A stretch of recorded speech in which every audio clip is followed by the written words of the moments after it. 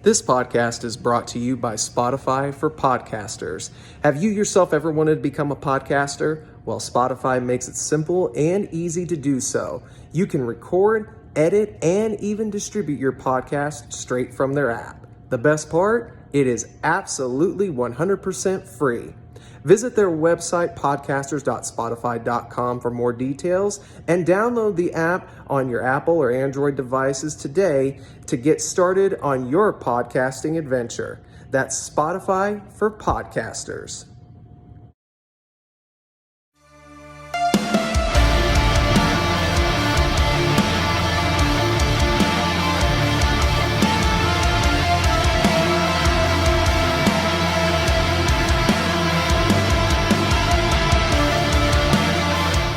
What's going on, everybody? Travis Fowler, Harkrider, back again for another edition of the Four Corner Podcast. So you know what that means. Let's talk wrestling. So this week, it was actually kind of an anticipation type of week where they were building up for certain things on every show, and it all paid off, in my opinion.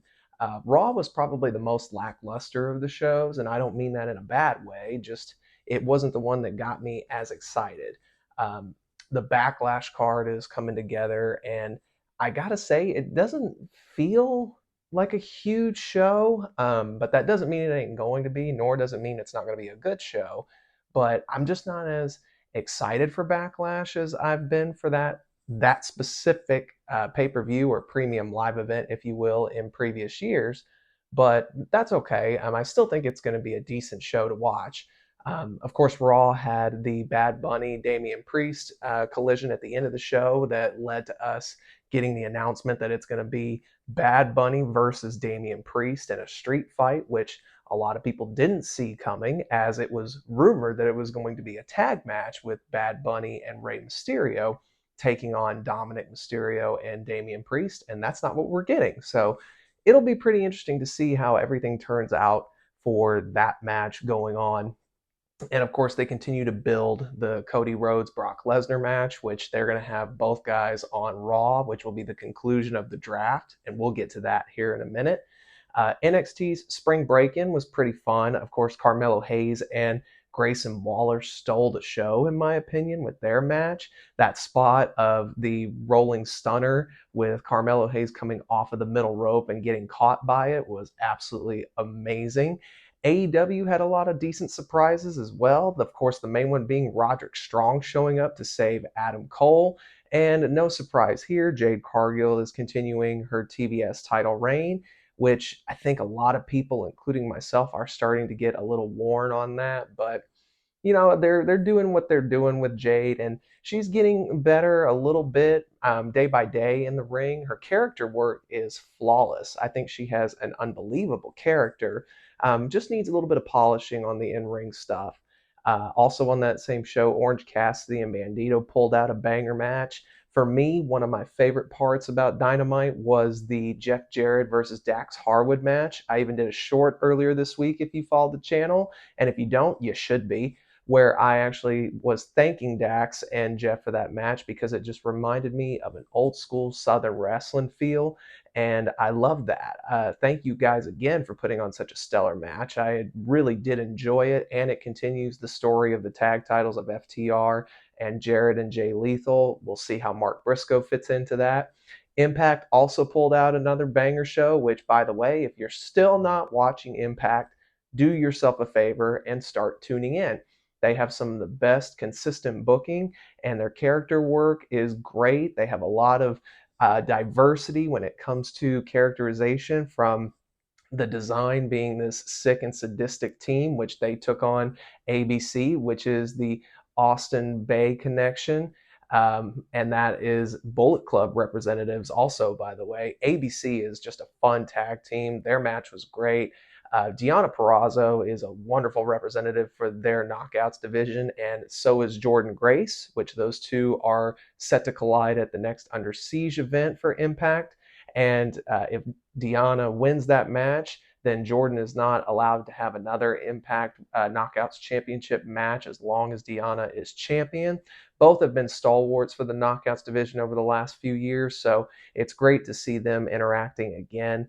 Just so much good stuff over on Impact. You need to do yourself a favor and watch the show.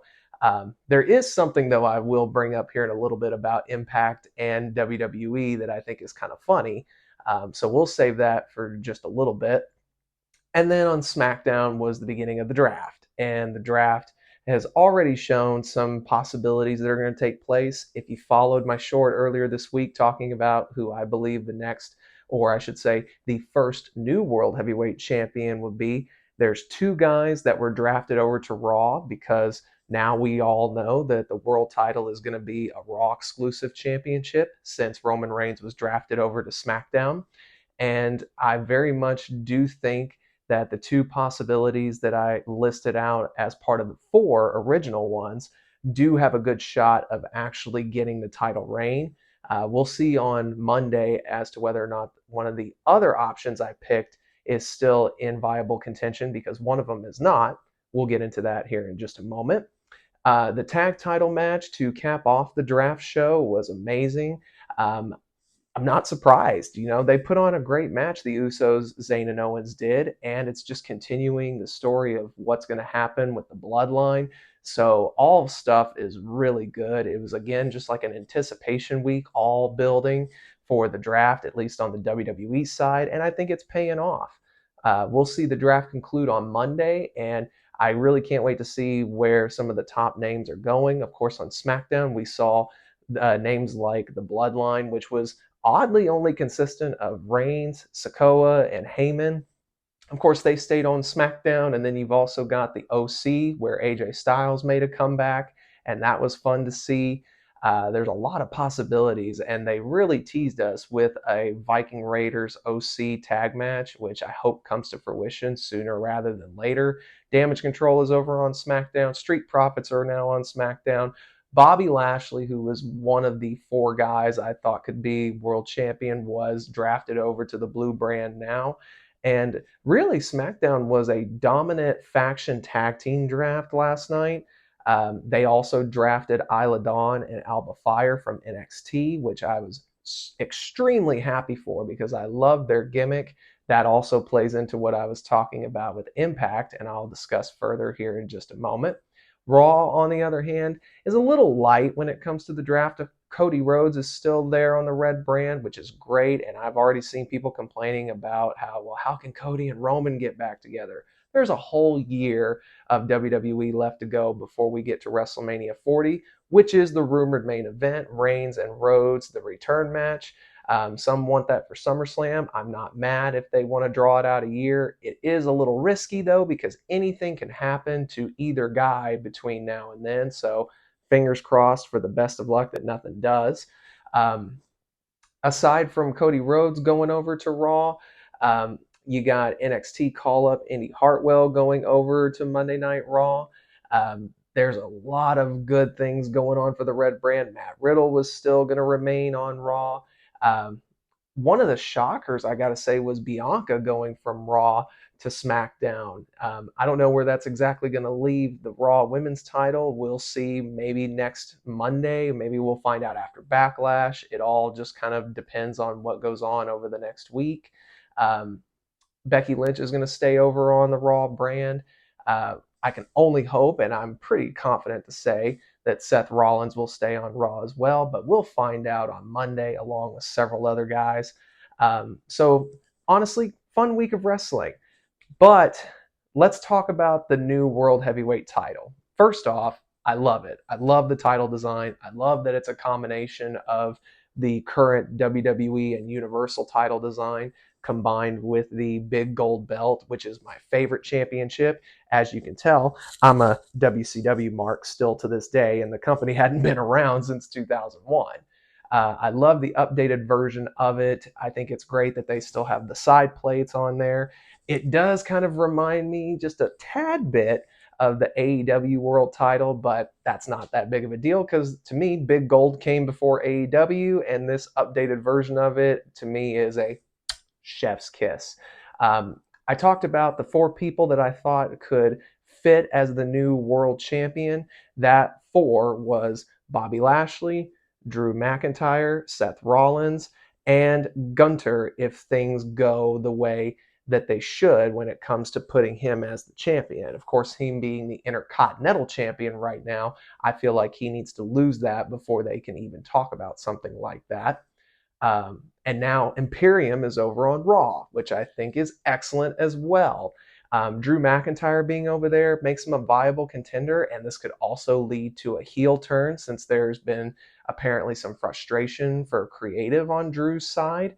I know his WWE contract is coming up, at least according to reports. That's what we are being told. So we'll see how this all plays out for Drew.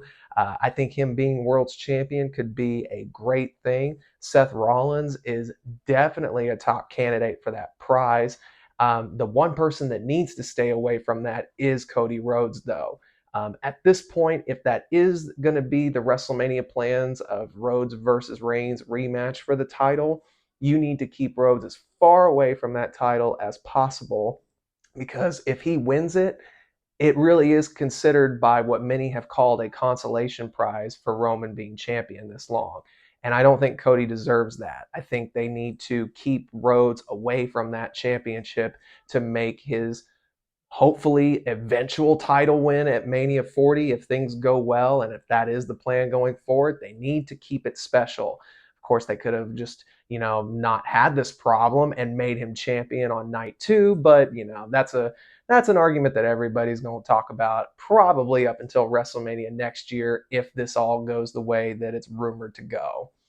Um, but I do think out of the guys that are looking like they're going to be on the Raw brand, the first world champion, I think you could make an argument for Drew, Seth, or Gunter to be that. I don't think it's going to be Gunter. I honestly do think if they put Seth as champion, that would be great. And Gunter could be his first program or be a program that leads to, we'll say, SummerSlam to crown Gunter as the world's champion. We'll see. Only time will tell, but I'm excited for this. I can't marvel enough about the world title being back. And with the world title coming back, there's been 2 rumors that are going around that look like they're almost going to be absolute certainties. You've got the tag title situation, and that's looking like they're going to split those titles back. And if the rumors are true, they're going to go back to being the WWE tag team titles and the world tag team titles. I think you can kind of get an idea of which title would go where. And also to add into that, they're talking about bringing back brand exclusive pay-per-views, which yes was a thing in 2016, 2017-ish that didn't last very long, but the original brand split from 2002 saw brand exclusive pay-per-views take place starting in 2003, and it went for a few years. And to me, if you're going to have a brand split, and like they have done with the draft, they're starting to separate the rosters, and there's not going to be a lot of integration except on the big 4 or 5 pay-per-views, depending on what you think is a big pay-per-view. I would say there's big 5, but I digress, and we'll talk about that at another time. You need to have the titles separated, the tag titles, that is. Each show needs to have their top title, their secondary title, their tag titles, and their women's titles, which is exactly what's going on. So the idea of bringing back brand exclusive pay-per-views, I'm all on board for, because it also gives you the advantage of building stories over a long period of time or a longer period of time. And it makes it feel that's much more important once you get the payoffs, whether it be at those brand exclusives or at one of the big 5 pay-per-views. So I'm totally for this taking place, and I hope that the rumors turn out to be true for that, as well as separating the tag titles, which I think we can basically say that's all but going to happen. I was talking about it earlier about WWE NXT, but now I guess we can actually call them SmackDown people. And Impact having something of a similarity situation right now. And coincidentally, there's championships involved in it as well. The team of Kylan King and Taylor Wilde over in Impact, your current Knockouts Tag Team champions, who call themselves the Coven, and the newly drafted to SmackDown Isla Dawn and Alba Fire are the NXT Women's Tag Team champions. And both teams kind of the same gimmick. They're going with this coven-like witchcraft type of gimmick. they've got them both going. And it's kind of funny because I don't think really one's copying the other. You could make the argument that the Coven coming after Alba Fire and Isla Dawn becoming a team, you could say that Impact was maybe imitating that a little bit. But they were already building towards the Coven being a team as it was with this new gimmick Taylor Wilde has brought in ever since she came back to Impact. And Isla Dawn's been doing the same gimmick all the way back in NXT UK when she was originally known as the White Witch, and then she turned that into the witchy heel persona that we see now. I don't have a problem with this because I kind of like dark gimmicks as it is. So I can't say one's doing better than the other. I will say I'm a lot more interested and invested in the Fire Dawn team than I am the King and Wild team. But honestly, both are doing great with the gimmick. So I don't really have a complaint for either one using the same gimmick. It's just going to be interesting to see how each team goes about their own versions of this gimmick. Speaking though of Impact, while we're still on the subject, they had a show in Chicago last night for their next round of tapings that saw the debut of Trinity. And Mercedes Moné was there to support her. And by the looks of the videos that are being posted online, it looks like it's going to be a successful venture for Trinity Fatu, formerly known as Naomi in WWE. And honestly, I couldn't be happier for her, nor could I be even more happier for Impact. I've said it several times for nearly a whole year now, if not longer, that Impact is one of the best kept wrestling secrets in professional wrestling today. They're consistent with their booking, their characterizations, and building of those characters have been on point. And for Trinity, I think this is going to be a fresh start for her. She's been a WWE personnel for over 10 years, I think, at this point. And now that she is in a different realm under a different set of circumstances using the Trinity name, I think she's definitely going to flourish being an Impact. And it helps raise the stock of Impact as well. So, all good things and nothing but the best wishes for Trinity going forward. Can't wait to see what she does over in Impact. Now, on this being a wrestling channel and me being a lifelong wrestling fan, I follow a few other wrestling channels on YouTube, and one of them is Wrestle Talk and Parts Unknown. They're the same company, but they have different types of channels. One's more news related, more, and then the other one is more of like fun wrestling content. And they had a list of best WWE title matches that came out about a week ago. And shout out to Parts Unknown, by the way. It's a great video from start to finish, and Adam Blampier has always been entertaining to listen to. A couple matches that they had on that countdown, and I won't reveal where they're at, were Cena and Styles from the Royal Rumble of 2017, I believe. And then you also had Cena versus Punk from 2011 at Money in the Bank. And both matches are some of my favorites to watch. As a matter of fact, I went back and watched both the Cena and Styles matches, the one-on-one matches from 2016 and 2017. The first being their one-on-one match at SummerSlam, and then the Royal Rumble match that we were mentioning just a few seconds ago, which was the main entrant in this countdown. Both are great, and I gotta say, by just a mere bit, the Rumble match between Styles and Cena is a little bit better. And it's mainly down to one detail, and it's simply that they never left the ring, which was unbelievable to think. Like, there's not an outside spot or anything like that. It's all contained within the squared circle. And that to me is what makes it great.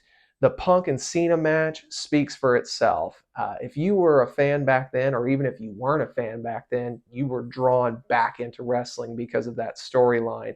To this day, that whole pay-per-view, by the way, of Money in the Bank 2011 is so much fun to watch. I've rewatched that pay-per-view so many times. It's such an entertaining show, and it's capped off by a great WWE title match that had the right finish.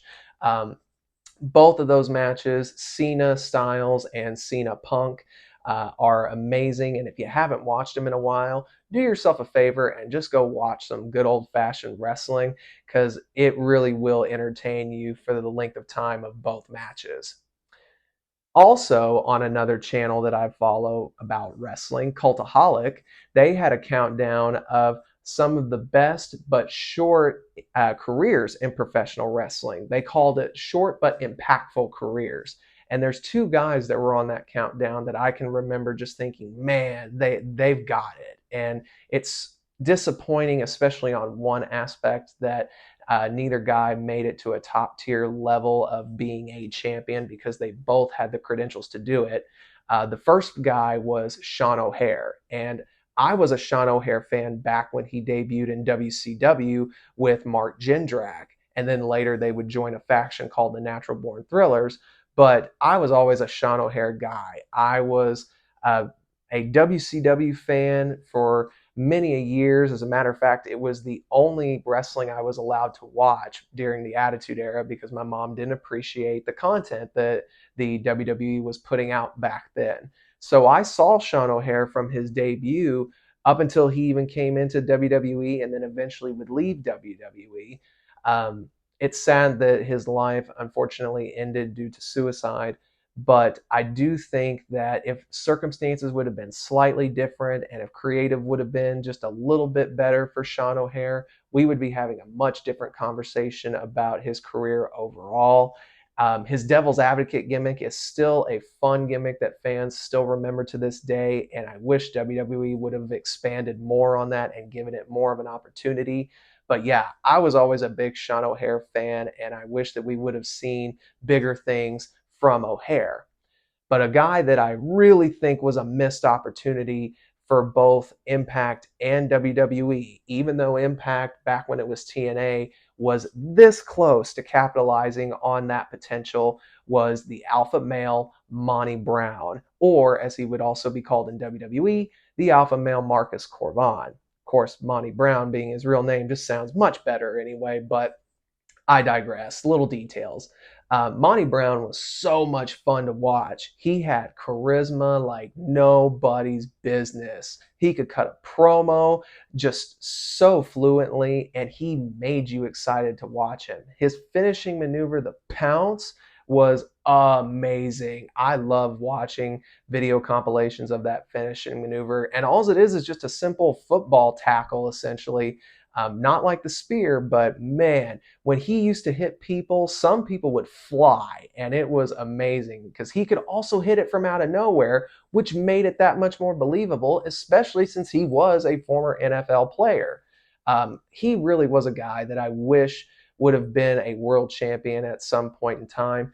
He left the business due to personal issues with his family, and I really wish for his sake he could have been seen in a little bit more of a better light in WWE, and I wish TNA Impact Wrestling would have crowned him a champion at least once because he more than deserved it. And man, I still to this day will still wish that somewhere down the line, because it looks like he's still in great shape from a photo that was taken of him and Bobby Roode at a WWE event about a year or two ago, I think he could still hang. So there's always hope we might see him again in the future, but only time will tell. And as of this moment, I think Monty Brown and Sean O'Haire could both be mentioned as the great what ifs of professional wrestling.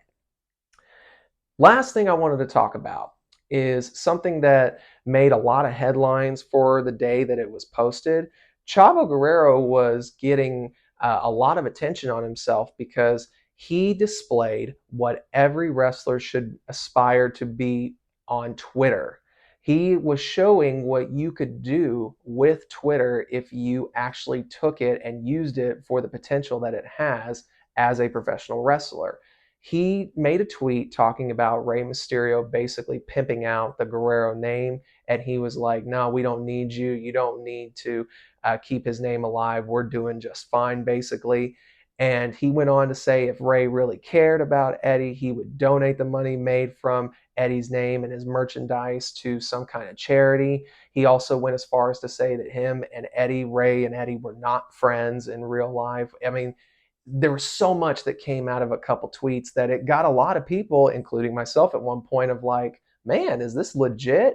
But the more you kept reading it, and especially on the video that I saw later of him making the statements, you could tell that he was working people. And he basically confirmed it later on in the evening by stating on a tweet, this is how a heel should use Twitter, or this is how a heel should tweet. It was so good. A great example. Chavo Guerrero is always a professional. I've had the pleasure of meeting him, and he was such a nice guy. Um, he really showcased what wrestling could be on Twitter if it was used appropriately by the characters. So props to Chavo for just a brief moment of showing what a heel wrestler can do on Twitter. And I hope we get to see more of that. People need to take notice of what he was doing and really take to heart what he was trying to convey, because wrestling and Twitter can be a great thing for characters if you use it properly. I think you can even see that from MJF a time or two, who also made a tweet about wrestling this past week that if you haven't seen it yet, it's made the rounds on several websites. So go check it out because he makes a lot of good points about professional wrestling as a whole as well. Guys, that's all I got for you this week. If you have any comments or any opinions on any of the subjects we talked about, let me hear them down in that comment section down below. As always, make sure you like, share, and hit the bell notifications. And if you haven't already, make sure you're subscribed to the channel so that you are notified anytime when we upload a new video to the channel. Make sure you're following us on all the social medias, Facebook, Twitter, and Instagram. And I will be back once again next week to talk more wrestling. But until that time, let's see how the draft unfolds Monday night. And you guys, let's continue to just love pro wrestling.